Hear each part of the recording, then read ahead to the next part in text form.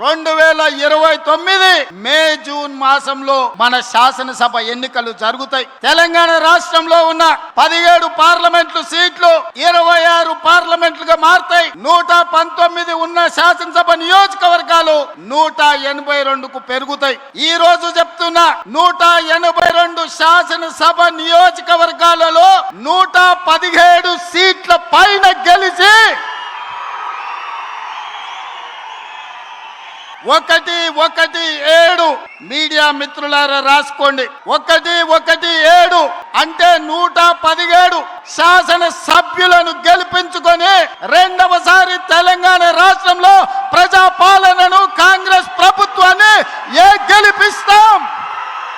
రాముడు మీద, భద్రాచలం రాముడు మీద ఆనా.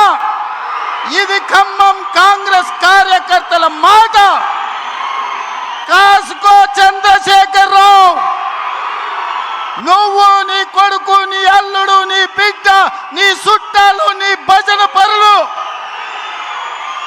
నీ ఒప్పందాలు, నీ దొంగ సర్వేలు చేసే దొంగ ఏజెన్సీలతో సహా గుర్తు పెట్టుకోండి. ఈ తారీఖు జూలై 10, 2026 నాడు మాట చెప్తున్నా. ఈ మాట కోసం రోజుకు 18 గంటలు పనిచేస్తాం మేమందరం, మా మిత్రులందరూ. ఒక్క క్షణం కూడా ఆలస్యం చేయము.